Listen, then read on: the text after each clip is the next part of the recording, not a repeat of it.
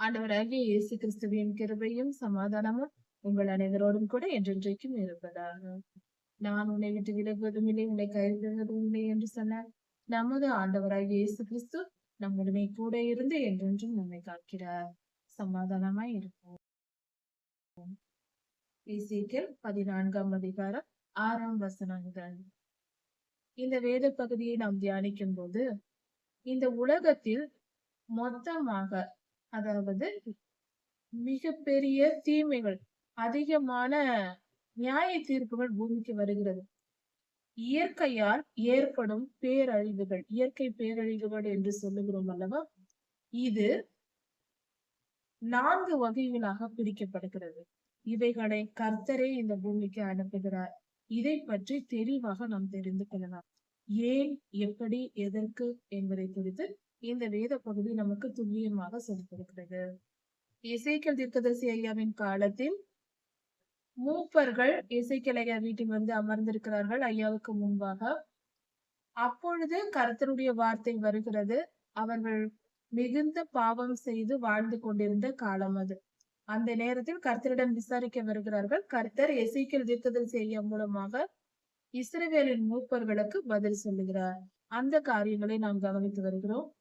கர்த்தர் சொல்லுகிறார், திரும்புங்கள், உங்கள் நரகலான விக்கிரகங்களை விட்டு திரும்புங்கள் என்று கர்த்தர் சொல்லுகிறார்.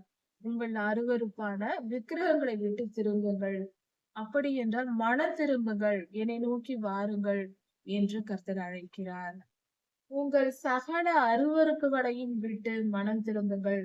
உங்கள் பாவ வாழ்க்கையையும் அநியாயத்தையும் அக்கிரமத்தையும் அநீதியையும் விட்டு மனம் திரும்புங்கள். நீதியின் மார்க்கமாய் நடவுங்கள்.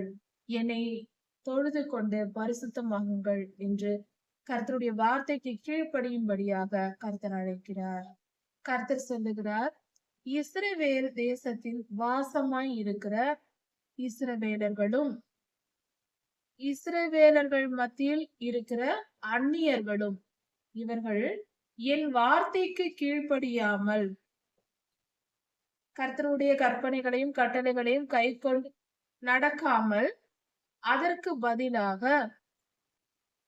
விக்கிரகங்களை தங்கள் இருதயத்தில் வைத்துக் கொண்டு அக்கிரமமாகிய இடரலை தங்கள் முகத்துக்கு முன்பாக வைத்துக் கொண்டு, அப்படி என்றால் பாவ வாழ்க்கை வாழ்ந்து அந்நிய தேவர்களை வழிபட்டு கொண்டிருக்கிற ஜனங்களை பார்த்து கர்த்தர் சொல்லுகிறார், இப்படிப்பட்டவர்கள் இஸ்ரவேலின் தீர்க்கதரிசிகளிடத்தில் வந்து கர்த்தரிடத்தில் விசாரிக்க வந்தால், கர்த்தருடைய வார்த்தையை கேட்க வந்தால், அவர்கள் கர்த்தரை தொழுது கொள்வதில்லை. கேட்க வருகிற ஜனங்கள் பாவ வாழ்க்கை வாழ்கிறார்கள், அந்நிய தேவர்களை வழிபடுகிறார்கள்.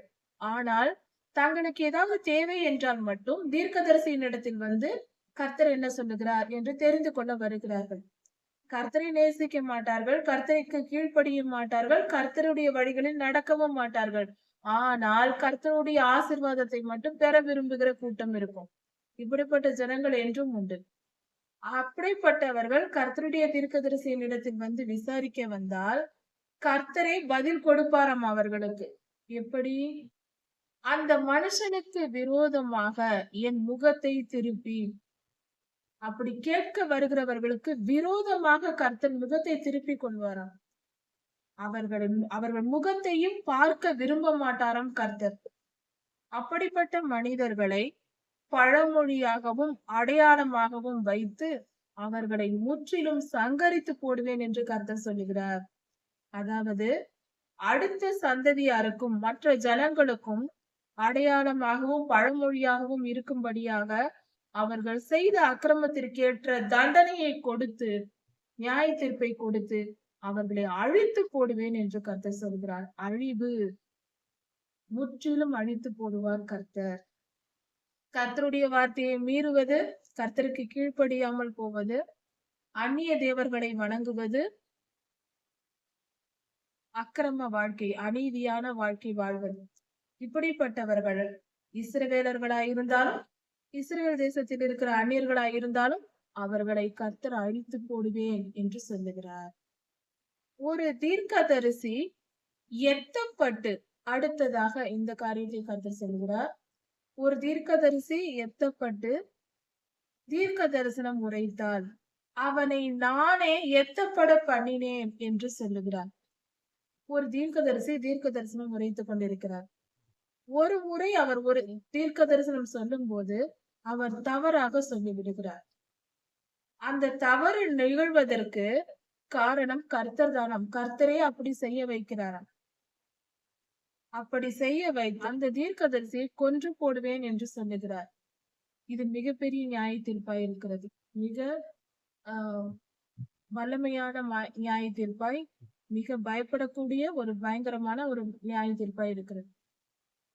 இதற்கு காரணம் என்னவென்றால், கர்த்தர் அந்த ஜனங்களின் பாவத்தின் நிமித்தம், அந்த தீர்க்கதரிசி இருக்கிற இஸ்ரவேலில் அங்கு நடக்கிற பாவங்களின் நிமித்தம், தீர்க்கதரிசியின் பாவங்களின் நிமித்தமும் தவறான ஒரு தீர்க்க தரிசனத்தை சொல்ல வைத்து கர்த்தர் அவனை அழித்து போடுவேன் என்று சொல்லுகிறார்.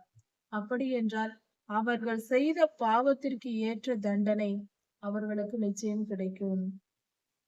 அது ஜனங்கள் பேச்சை கேட்டுக்கொண்டு தீர்க்கதரிசிகள் பாவம் செய்வதினாலும் இப்படி நடக்கும். ஜனங்களுக்கு பிரியமாய் தீர்க்கதரிசிகள் நடக்க தொடங்கினால் இப்படிதான் நடந்து முடியும். அது தவறான தீர்க்க தரிசனம் உரைப்பதற்கும் அதன் மூலம் அந்த தீர்க்கதரிசியின் அழிவுக்கே காரணமாகிவிடும். ஜனங்களை பிரியப்படுத்த ஊழியர்கள் நினைக்க கூடாது.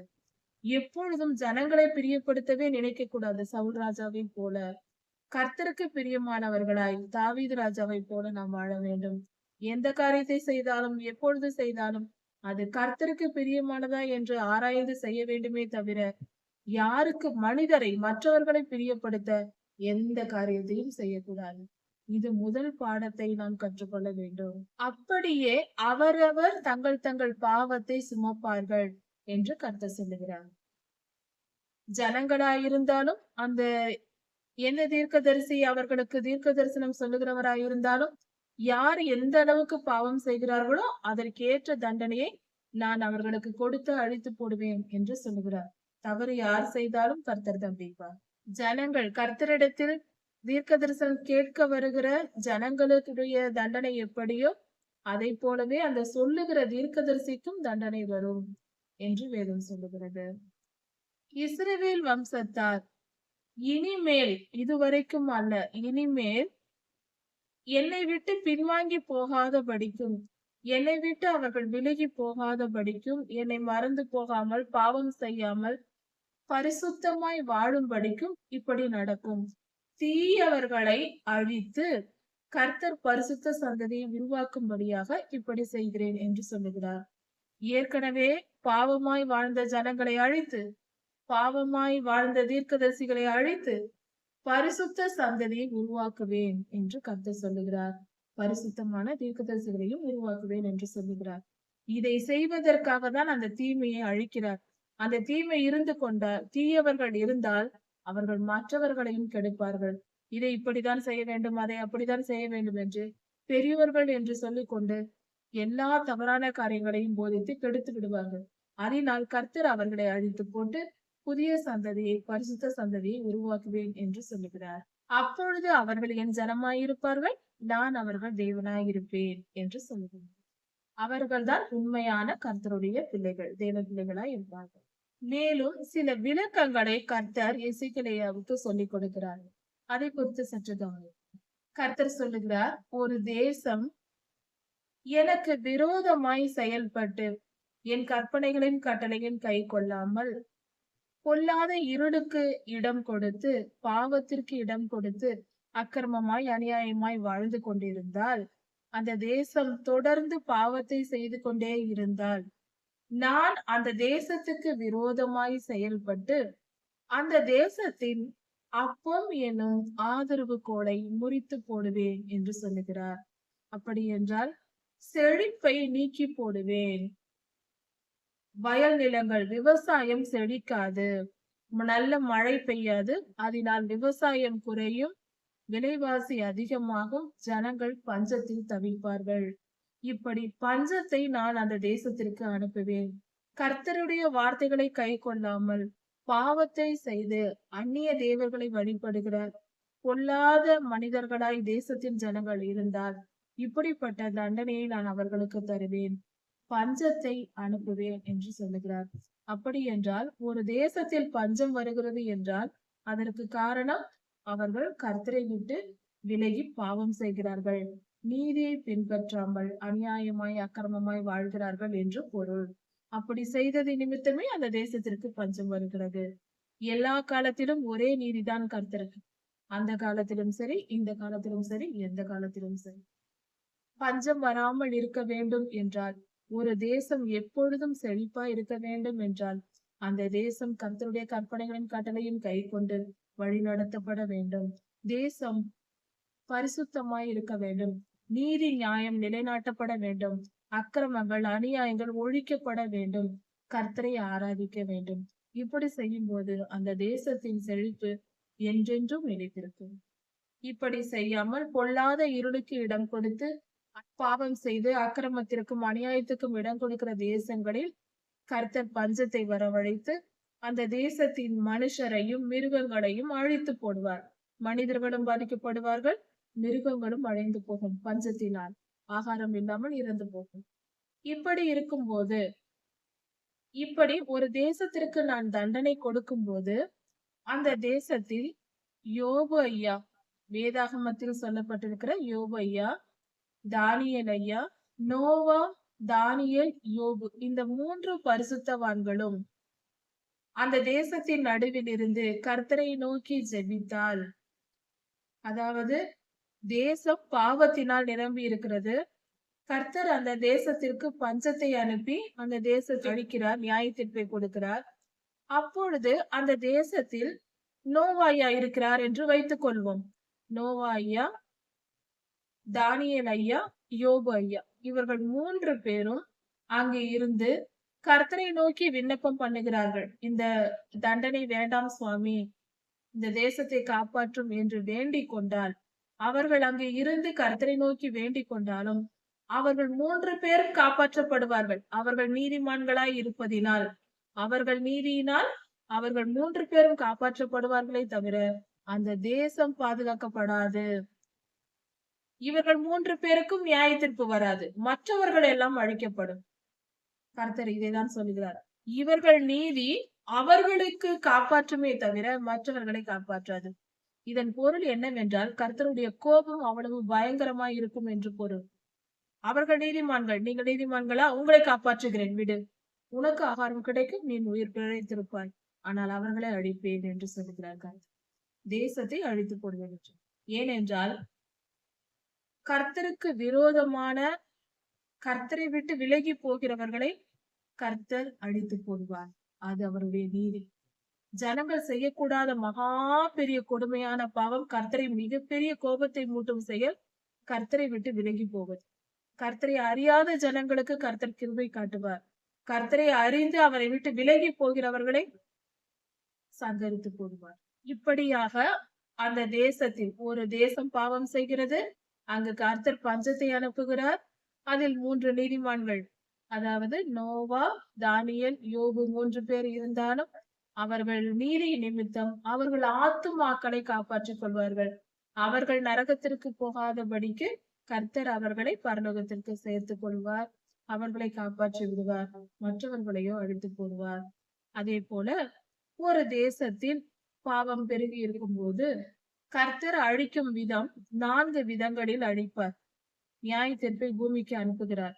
முதலில் பஞ்சம், 2வது துஷ்ட மிருகங்கள். அதை குறித்து இப்பொழுது பார்ப்போம். துஷ்ட மிருகங்களை ஒரு தேசத்திற்குள் அனுப்புவார். துஷ்ட மிருகங்கள் என்றால், அதாவது ஒரு தேசம் கர்த்தரை விட்டு விலகி பொல்லாத இருளுக்கு இடம் கொடுத்து பாவம் செய்து ஜனங்கள் எல்லாம் கர்த்தரை வணங்குவதை விட்டுவிட்டு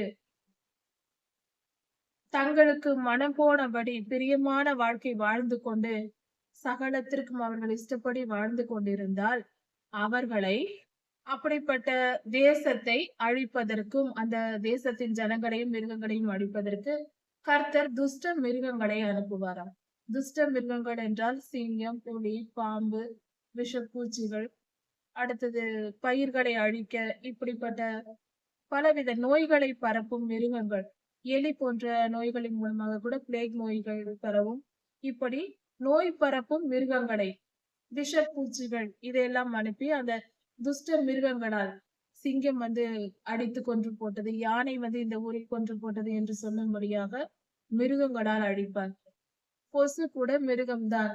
கொசு மூலமாக பலர் கொல்லப்படுகிறார். எத்தனையோ பேர் மரித்திருக்கிறார்கள். சிங்கத்தினால இறந்தவர்களை விட கொசுவினால் இறந்தவர்கள் அநேகர் என்று சொல்லுவார்கள். அதுபோல இப்படிப்பட்ட பூச்சிகள் மூலமாகவும் மிருகங்கள் மூலமாகவும் கர்த்தர் அந்த தேசத்திற்கு தண்டனை கொடுப்பார். அப்படி கொடுக்கப்படும் பொழுது அந்த தேசத்திற்கு அழிவு வரும்போது நோவாயா, தானியேலையா, யோபையா இவர்கள் 3 பேரும் அந்த தேசத்தில் இருந்தாலும் அவர்களுடைய நீதியான வாழ்க்கையினால் அவர்கள் உயிர்கள் காப்பாற்றப்பட்டு பரலோகத்திற்கு செல்லுமே தவிர மற்றவர்கள் காப்பாற்றப்பட மாட்டார்கள். எனக்கு விரோதமாய் செயல்பட்ட ஜனங்களை, என்னை விட்டு விலகி போனவர்களை நான் அழித்து போடுவேன் என்று கர்த்தர் சொல்லுகிறார். இப்படியாக அந்த 3 பேரும் 3 பரிசுத்தவான்களும் தங்களை காப்பாற்றிக் கொள்வார்கள். தங்கள் ஆத்துமாக்களை காப்பாற்றுவார்களே தவிர தங்கள் குமாரர் குமாரத்திகளை காப்பாற்றவும் முடியாது, அந்த ஜனங்களை காப்பாற்ற முடியாது. தேசமும் பாழாய் போகும் என்று என் ஜீவனை கொண்டு சொல்லுகிறேன் என்று கர்த்தர் சொல்லுகிறார். சத்தியம் செய்து சொல்லுகிறார், அவர்களை நான் அழித்து போடுவேன் என்று. இதன் பின்பு பேசுவதற்கு வேலையே இல்லை. கர்த்தரை விட்டு விலகி போகிறவர்களுக்கு வரும் நியாயத்திற்கு இப்படித்தான் இருக்கு. கர்த்தர் பஞ்சத்தை அனுப்பி அழிப்பார். அப்படி இல்லாவிட்டால் மிருகங்கள், துஷ்ட மிருகங்களால் அழிப்பார்.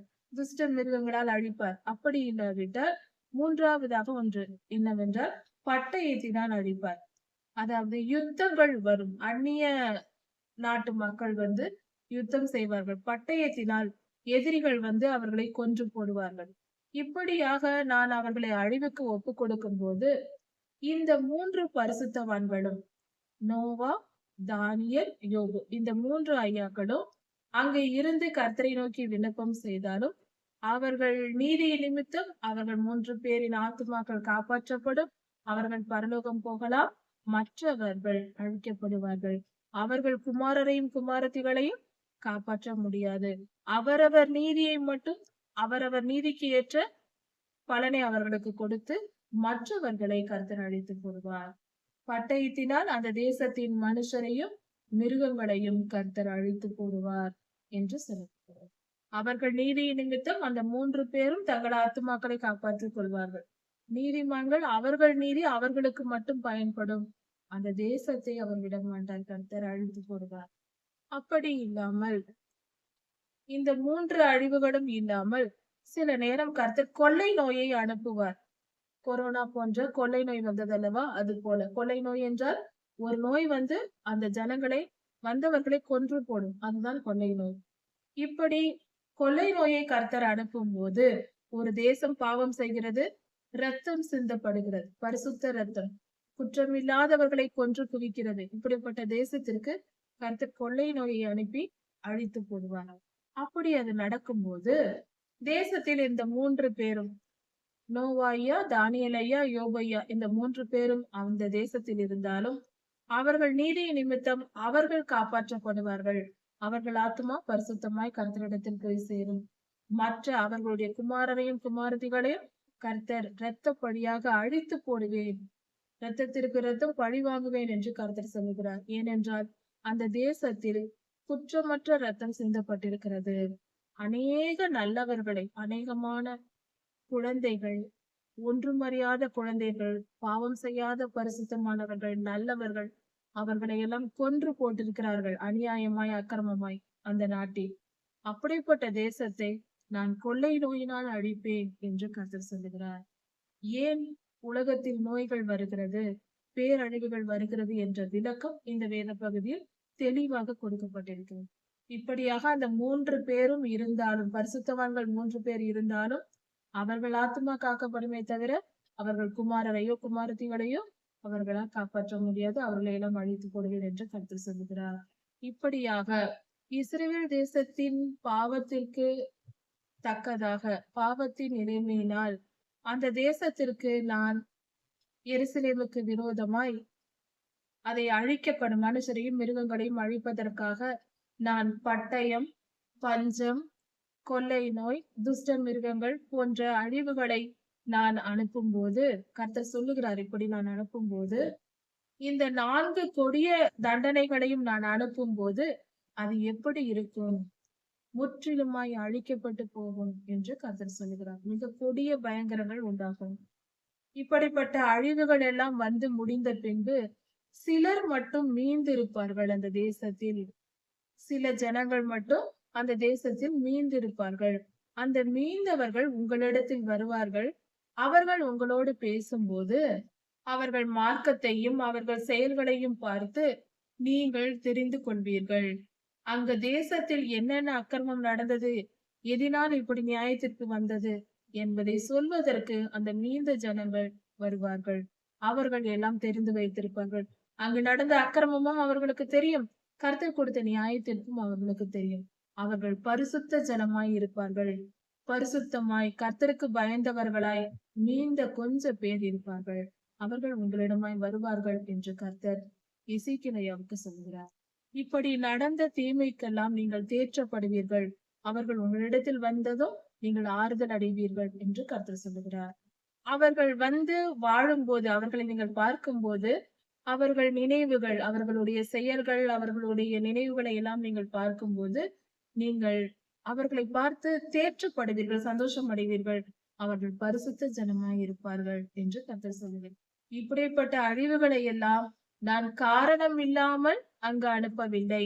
இந்த நல்லோர்களை பிரித்தெடுத்து தீயவர்களை அழிப்பதற்காகவே இதையெல்லாம் நான் செய்தேன் என்பதை நீங்கள் புரிந்து கொள்வீர்கள்.